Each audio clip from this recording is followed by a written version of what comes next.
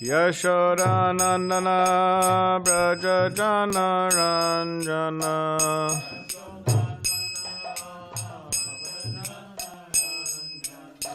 Yashodanandana Braja Jana Ranjana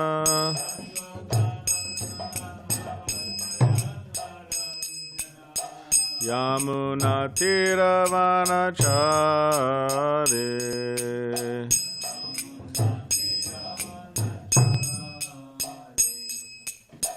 Yamuna Tiravanachari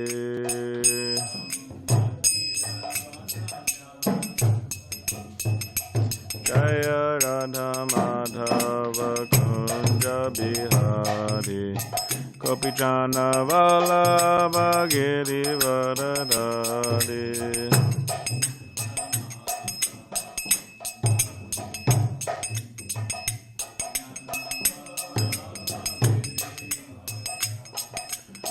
Yashodanandana Braja Jana Ranjana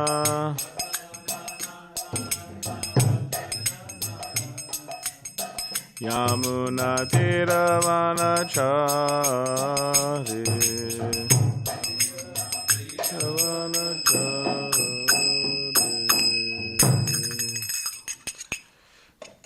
Jam Vishpad Brahmamsa Privachikacharya Shtotrashata Shishimad Isi Bhaktivedanta Swami Prabhupada Ki Jai Jayam Vishnupad Paramahamsa Privajikacharya Shtotrashata Shishimad Bhakti Siddhanta Saraswati Goswami Prabhupada Ki Jai Ananta Koti Vaishnava Vrinda Ki Jai Nama Jaya Srila Haridas Thakur Ki Jai Prem se kaho Shri Krishna Chaitanya Prabhu Nityananda Shri Advaita Gadadhar Shivasari Gaura Bhaktivinoda Ki Jai Shri Shri Radha Krishna Gopa Gopinath Shama Kund Radha Kund Giri Govardhan Ki Jai Vrindavan Dham Ki Jai Navadvip Dham Ki Jai Ganga Yamuna Mai Ki Jai Tulsi Maharani Ki Jai Bhakti Devi Ki Jai Samaveta Bhaktivinoda Ki Jai. All glories to the assembled devotees, all glories to the assembled devotees, all glories to the assembled devotees, all glories to Shri Guru and Shri Gauranga. Om Namo Bhagavate Vasudevaya. Om Namo Bhagavate Vasudevaya. Om Namo Bhagavate Vasudevaya.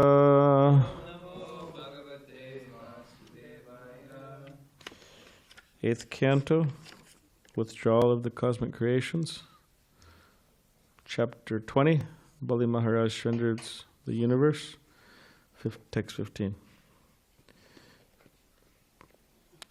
Dridam Pandita Mani Agyaha Stabdo Si Asmad Upekshaya Mach Chasangnatigo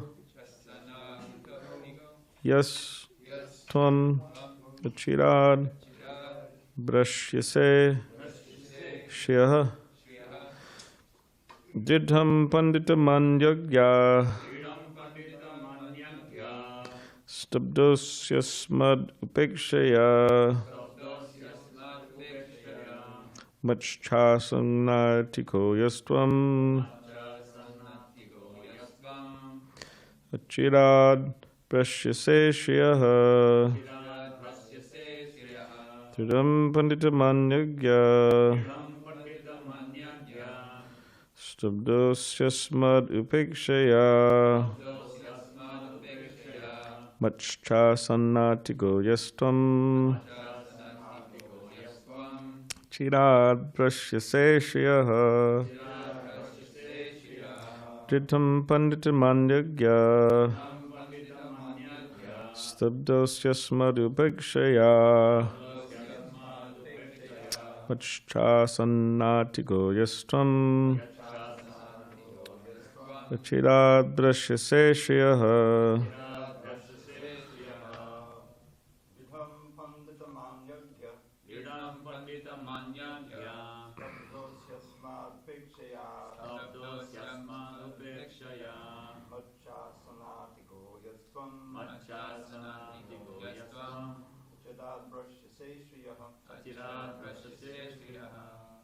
Jidam pandita manyagya Sabdasyasmad upekshaya Manchasanati goyasvam Chiradvasyase sriyaha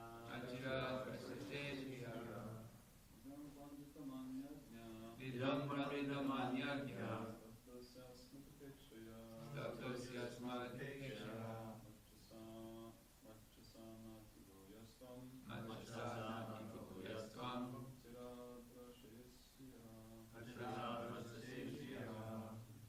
Vidham pandita manyagya Stabdosya samadupekshaya Machasantantigo utasvam Achirad prashaseshiya. Any online reciters?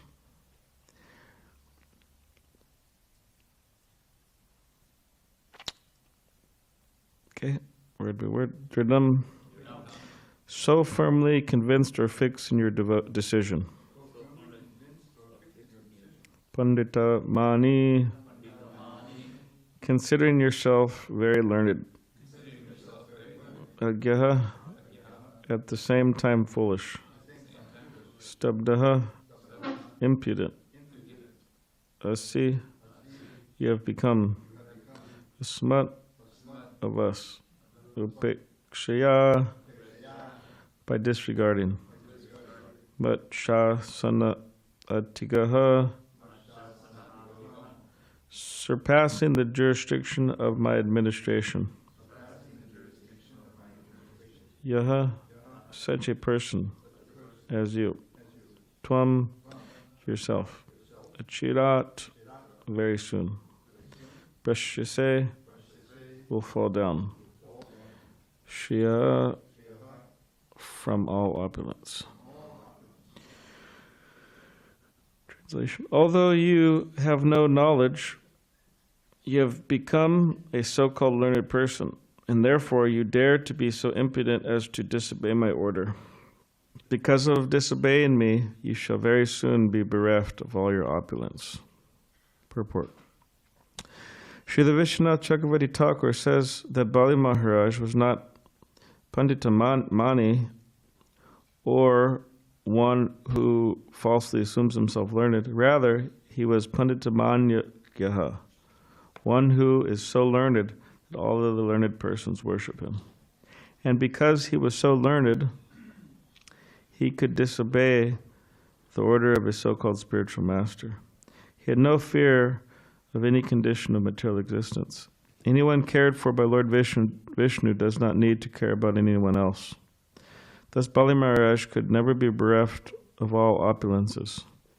The opulences offered by the Supreme Personality of Godhead are not to be compared to the opulences obtained by Karmakanda. In other words, if a devotee becomes very opulent, it is to be understood that his opulence is a gift of the Supreme Personality of Godhead. Such opulence will never be vanquished, whereas the opulence achieved by one's fruitive activity may be vanquished at any moment.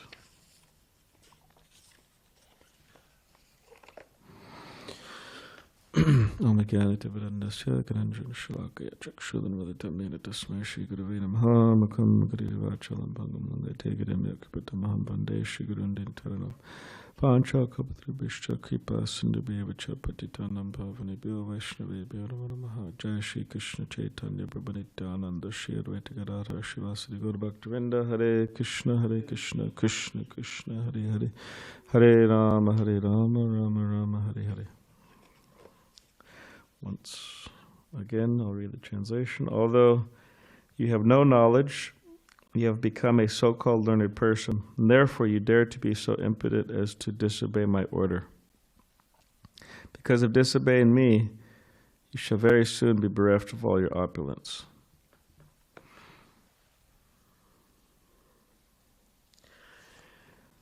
So Bali Maharaj's so-called spiritual master is cursing him for the decision he made, surpassing the jurisdiction of my administration. You will you will fall down, Shriya, from all opulence. So this is a curse.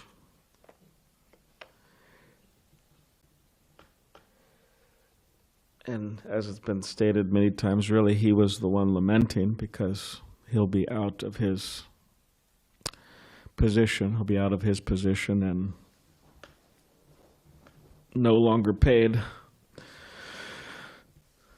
So that was the real lamentation of his so-called spiritual master.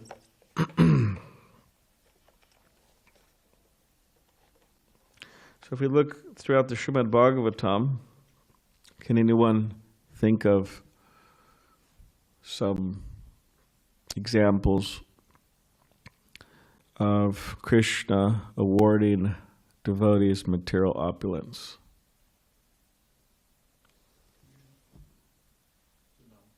Okay, Sudama, 1. Dhruva Maharaj, 2. Okay. Anyone else? Yes. Kashyapa? Maybe you could explain further. Well, I thought he was performing his austerities, not that he actually saw Krishna, and then he said that I still need a son, so then he returned, and then he had that whole castle. Mm-hmm. Yeah. Yeah, so example of, if you want to see it as like a material boon type of thing. It's Kashyapa. Srila Prabhupada, that's true. Yes. Yeah, in the Bhagavatam there's Krishna giving the fruit seller a basket full of real jewels and so on. Yes, that's true. Any other? So you have Sudama, you have Dhruva Maharaj, you have Kashyapa, you have the fruit seller. Anyone else in the Bhagavatam? Can you think of? Was it? Prahlad? Yes, that's true. Anyone else? Any online?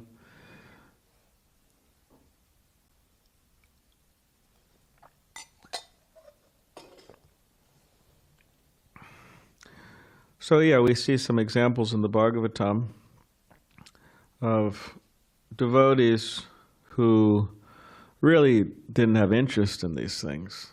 Like that fruit seller didn't really have interest. Devavrata? Oh, Priyavrata. Can you explain further? Yeah. Yeah, that's true. I mean, he was, they wanted him to become the ruler, right? So he was given everything. It's another example. But practically in all of these examples, we see that the devotees weren't really interested in those things. Dhruva Maharaj wasn't interested. Not that he saw Vishnu and he said, yes, please, bestow upon me these things. Prahlad Maharaj didn't have any interest. It's not that he was praying to Nrsimhadev for these things. Sudama, he actually forgot to mention anything about his poverty-stricken condition. His wife was actually feeling bad for him. It's not that his wife was, we don't want to give the wife like a bad name or something. She was actually feeling bad for him, so she was telling him to go. It's not that she was saying, oh, I'm suffering so much, please go ask your friend Krishna to help us out, like a selfish thing. She was actually thinking about her husband. But yeah, Sudama Brahma, it's not that he wanted that. He forgot to ask for anything. You think he wouldn't have forgot, right? Understanding the condition of his dwelling, understand the condition of his body. The fact that he just went on this long walk, this long journey to to see Krishna, but he just was in so much ecstasy, he just forgot. He just spent the night there and forgot and came home. And then Krishna gave him everything. But you see Dhruva Maharaj, Prahlad Maharaj, Sudama Brahman, the fruit seller. You have Priyavrata also. He didn't want to. He was happy living his life. And there had to be some great personalities who came down and convinced him to do it. You remember who came down to speak with him, to convince him? Swayambhuva Manu, yes. Someone else too. Yeah, Lord Rama came down. So some powerful personalities came down to convince him. Some people, they say, okay, yeah, you're giving me everything, all right, sign me up, I'm ready to go. But he had to be convinced to do this. So, in other words, it's not that he really wanted to. And even then, it's not that he wanted to. They just said, you should do it because it'll be good for the people, and so on. So we see this throughout the Bhagavatam. So the question is, why does Krishna give them that?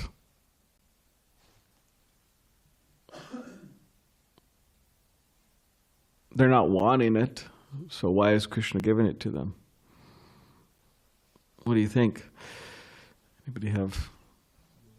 Yes. Mics are there.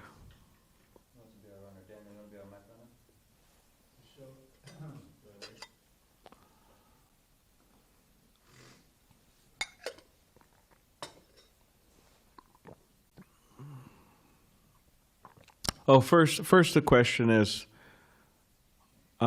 why does Krishna give them these things? Did I ask that? Yeah. So, why does Krishna give them these things? If they, yeah. To show how That's just the first. Why does Krishna give them these things? because they can show how wealth can actually be used nicely in his service. Yes. Yeah, so even though they don't want these things, Krishna still gives them these things, whatever it may be, to show an example. Just like devotees, they're not looking for suffering, as far as the descriptions of devotees go. It's not that they're looking for suffering, but sometimes they do suffer trials and tribulations. Like in the Bhagavatam, you see that. They suffer in different ways. So that's also there to teach everyone an example. So a materialist, they do not know how to use wealth properly, and they do not know how to process suffering. They don't know how to do they don't know how to do either of those things. When they're suffering, they're thinking,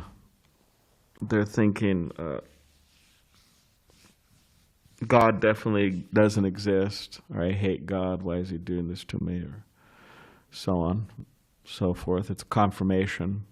Many people take this as a confirmation or one of the ways we confirm God doesn't exist. There's so much suffering. So they don't know how to really process suffering or see suffering. And they also don't know how to deal with wealth. They do all types of dumb things with wealth, like buy what? Golden toilet? They do it. You know that? There's a few people, like modern, people. You got a lot of money, you could, do all types of dumb things, right? Or there's some fellow, he bought I forgot how many sports cars, something like, I don't know what was 100, 150, something like that. Very expensive, like really expensive. I mean, sometimes, we may criticize a person in our mind or out loud just for having one. Like there's one devotee, he has a very expensive car. I remember he came here a few times, and I'm sure some people were wondering, why does he have such an expensive car? Look at that car. We could have done so many things with that money, and direct Krishna conscious. But why does he have that car? So this person bought like so many of those cars. So you can imagine what people think. Geez, we could have done so many things with that car, like bought those cars for ourselves. Just joking. But we could have built so many temples or put on Rath Yatras or sponsored so many Bhagavad Gitas or Bhagavatam sets. So many different things. So they just misuse it. So they misuse. They do not know how to see suffering in the proper way, and they misuse their wealth in so many foolish ways when it could be used for good purposes. Similarly with the body, misuse the body in so many different ways. Therefore, they are said to be kripanas or misers.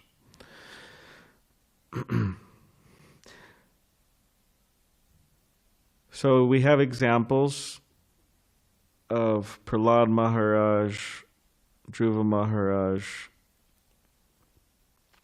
Priyavrata, Sudama, the fruit seller. We don't get her name. She's so humble. We don't know her name. It doesn't mention her name. Fruit seller in the Bhagavatam, and Bali Maharaj. He's an example. He's an example. He's given everything, but he used it properly in Krishna's service. So these are the examples we have, and of course you have examples. You have our founder Acharya Srila Prabhupada, who said one time at least that Krishna tested me in two ways. First, he took away everything from me. Prabhupada was destined by astrological calculations to be one of the wealthiest men in India. And that was his idea, that he would make a lot of money and he would come to America and spread Krishna consciousness. People have those ideas, right? But over the course of years, he just lost, lost his business, lost his family, lost everything. Practically, he was rupee-less, paisa-less devotee wandering around, unknown. So he was tested in that way, he said. Just like when all that was happening, a bull came and just gored him. Srila Prabhupada said, thrashed him. That was Prabhupada's terminology. I mean, that's like really intense, I think, geez. Yeah, a bull came in. So you think despite all that's happening, losing his business, his family, not having any money, and all these things, trying to go around and distribute books. About Prabhupada distributing books, because sometimes it's said that he would go to tea sellers and this and that. Actually, I heard recently he didn't do that. He said, I wouldn't go to those people. He said, I'd go to the important people of the city. Interesting. But all that was going on, and then a bull comes, just gores him, probably thrashes him. So someone may wonder, like, well, why is this happening to him, right? So anyways, he said this way I was tested. And then coming to America, so much opulence was there. I mean, Los Angeles Temple. I mean, that was his first major accomplishment in terms of property. I mean, it's impressive. You go up there, the temple and the gift shop and the restaurant, and they have so many apartments there. It's quite a lot of property, actually. And then in Mayapur and in Juhu and you have the Detroit Fisher Mansion. So in this way, Srila Prabhupada was given so much opulence, and he said, in this way, Krishna tested me. And of course, he passed those tests, that he was always grateful for what Krishna gave him, whether it was suffering or whether it was external success. And he always used whatever he had in Krishna's service. All right, does anybody have any question or comment? Yes. Did you money? Or that's who I saw, but yeah, all right, Dana. So I think it was in the purport you read. I was confused. Maybe I misheard it. It says, one who's loved by God doesn't have to care about anybody else. Sounds good, right? No, I don't understand any of that. Can you explain that to me? Yeah. Yeah, anyone cared for by the Lord doesn't need to care about anyone else. Who is that specifically talking about?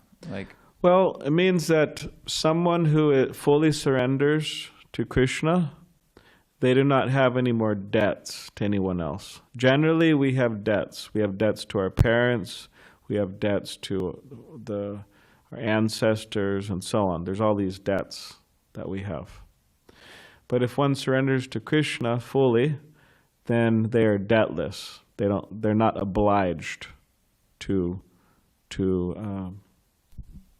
fulfill any of these obligations. Just like there's a short story of Sridhar Swami. There's a number of Sridhar Swamis, but this was in quite, history. It wasn't Sridhar Swami, Srila Prabhupada's, Sridhar Maharaj Prabhupada's godbrother, or Sridhar Swami, his disciple. It was further back in history, but he was a young man, and he had a young wife. And nowadays, people and they had a young child, and he was thinking, "Let me leave." That's not very uncommon nowadays, right? Let me leave. This was not for the purpose of materialistic people leaving just to abandon their family responsibilities and go out and enjoy with another woman and another woman and another woman, or whatever they do. And also nowadays people think, it's very common, someone wants to leave their husband, someone wants to leave their wife because they feel the people are just so bad, like the spouses are just so terrible. It's no surprise that someone will want to leave. But Sridhar Swami, he had, was traditional Indian in many cases, that it was a very loving family, very peaceful and so on. But he was thinking, I should just go. I should just take sannyas. But then he was thinking for a moment, what will happen to my young child? Who would take care of my young child? And then he sees a bird, right? Is that how it goes? Anyone remember? Oh, really? There's different versions, just like there's a squirrel and a... Yeah, I thought it was a bird with a worm, but then there's a bird and a worm comes, and then the bird eats the worm. It's like a natural. So he thought, okay, well, if I was to die now, who would take care of my wife and my young child? So he thought, so then he left. He left his home. Now, people may think this is irresponsible or whatever it may be, but he did it in a very serious way, he did it for a higher purpose. That's the idea. And most people cannot do that. Therefore, most people we wouldn't recommend to do that. But in a more So anyways, does that...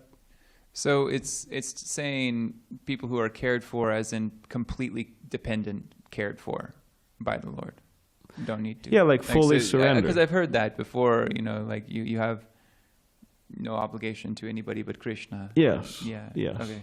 So it's like along the same lines. Okay. Yes. It's just the way that it was worded. Yeah, I mean, Srila Prabhupada generally doesn't word it like this. I've never seen him word it like this. There's an editorial problem here. Because the way, if you just read this, anyone cared for by Lord Krishna does not need to care about anyone else. Caring about anyone else is that you have to worry about someone else. No, but listen, let me finish here. So what I think Prabhupada is saying here is that anyone who is cared for by Lord Krishna does not need to worry about being cared for by anyone else. That's what he means here. Because the Vaishnava, he may leave his family, but then he cares about everyone in society. He's basically trying to help everyone in the world. When Prabhupada came here, did he not care about us? He cared about everyone who was not Krishna consciousness. So Prabhupada was cared for by Lord Vishnu, so he could leave his responsibility, not worry about money, but then so that he could then care for everyone else and to give them Krishna consciousness. Okay, thank you. That's what I think Prabhupada means here, but it could easily be taken for, well, I don't need to be care about anyone else. No, you care about everyone else. Okay, thank you. Yeah, there's a lecture by Srila Prabhupada, a sannyas initiation lecture, and he mentions how, because Rupanuga Prabhu, he had a wife, one of Prabhupada's disciples, and he took sannyas. And then, by Srila Prabhupada gave him sannyas. You could imagine, Srila Prabhupada did it with a number of devotees, actually. I mean, they couldn't have been married for like 1 year, a couple of years, like not that long, but he did that a number of times. And Srila Prabhupada was glorifying it in the lecture. He was saying, yes, our Rupanuga Swami, he had a young wife and he renounced for compassion upon humanity. And one devotee, he heard that, and he was married. And he was thinking, all right, Srila Prabhupada, he's saying this, and I should do it too. But there's nothing really wrong with his wife or anything like that, like in terms of her Krishna consciousness. Nobody's saying, yeah, I should do that. So he actually was in the whole process. He put on saffron, and then his wife put on white and everything. And then he was having second thoughts about it. And one devotee brought this idea of him taking sannyas to his attention. He said, why are you taking sannyas? He said, there's nothing wrong with your wife. I mean, this was like a swami, like a very respected person in the society. Why are you doing this? And then he was thinking, yeah, maybe I shouldn't, And then he heard another lecture of Srila Prabhupada. And the lecture said, Prabhupada was criticizing one of his godbrothers. He said that Bhaktisiddhanta Saraswati Thakur gave a godbrother of his sannyas, or disciple of his sannyas.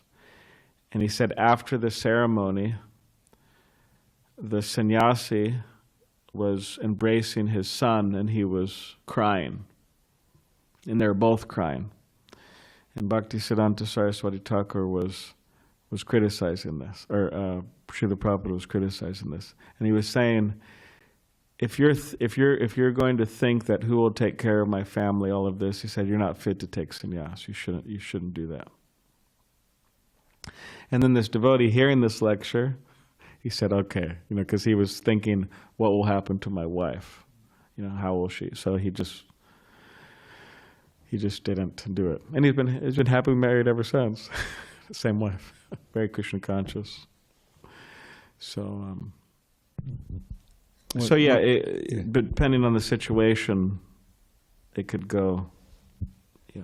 In this regard, if I'm not mistaken, Maharaj could confirm it.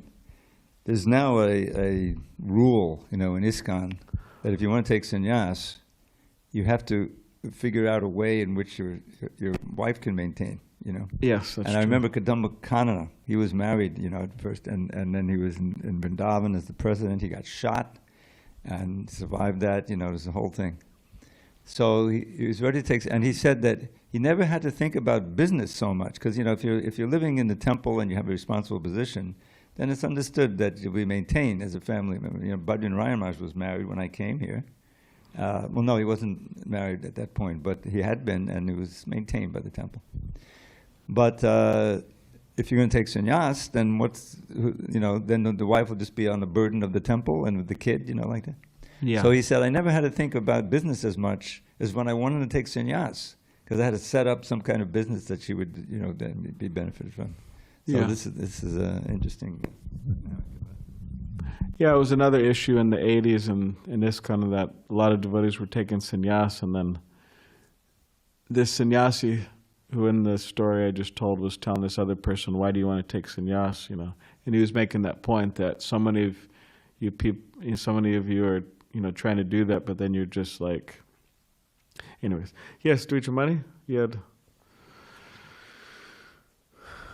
It's not such a great and important question, but I'm just curious. Yeah, I'm just looking something up. So in example of that fruit seller, Bhagavatam doesn't give the name. Mm-hmm. It just describes her as the elderly woman, Mm-hmm. Abharjan, elderly woman.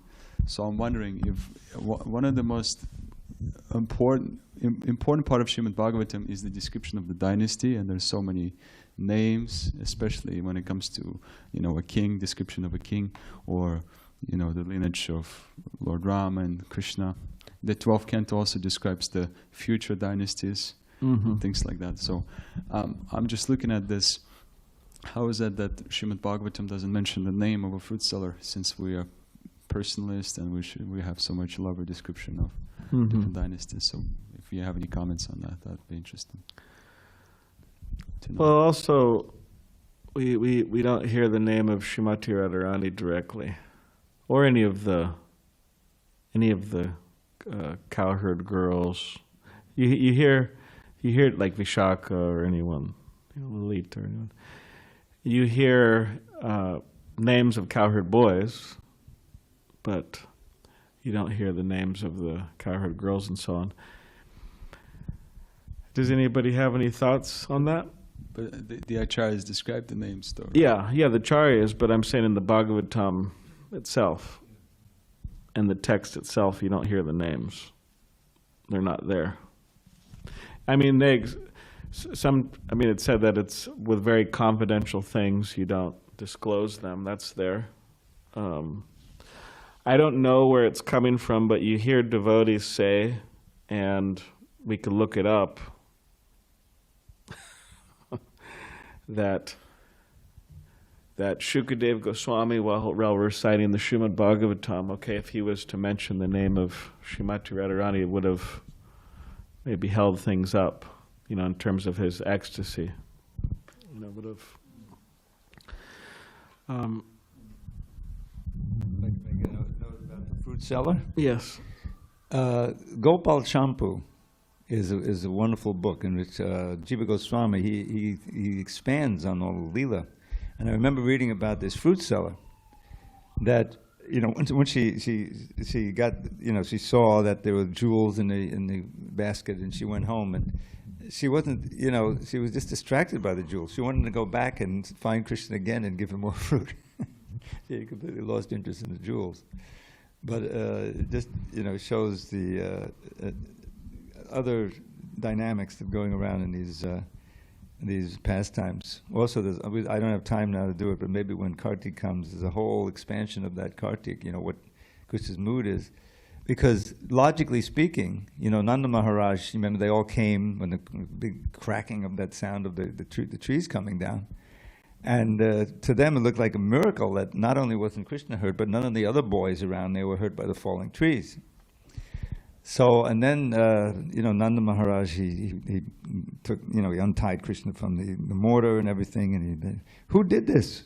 Who did this with you? So he said, oh, Mother did it, you know.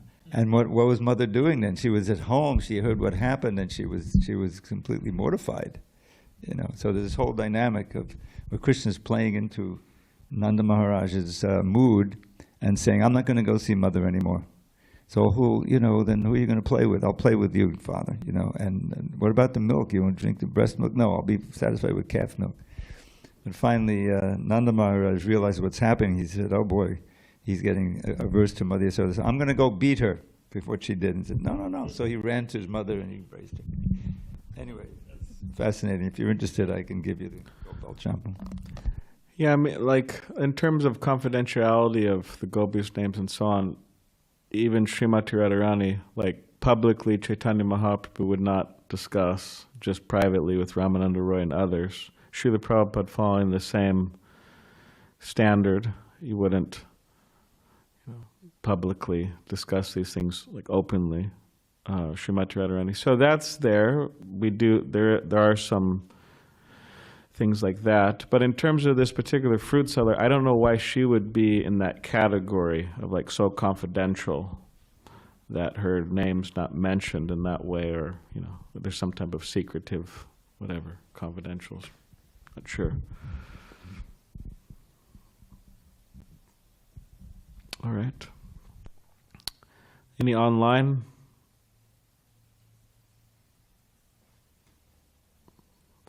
Hare Krishna, thank you, Balaram. Thank you. Hare Krishna. Hare Krishna. Very wonderful class. Lots of really great examples. And I'm just thinking about the woman's name missing. And I feel like having to do with a fruit seller in that position, I feel like it's more symbolic that we don't know her name. But I agree, it's almost seemingly impersonal that we don't know her name.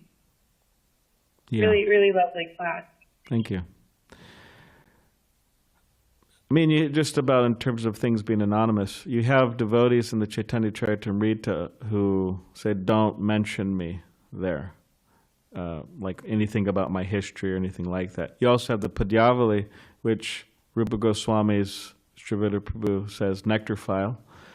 All of his favorite verses are there. And there's so many verses that are, we're not sure who wrote them.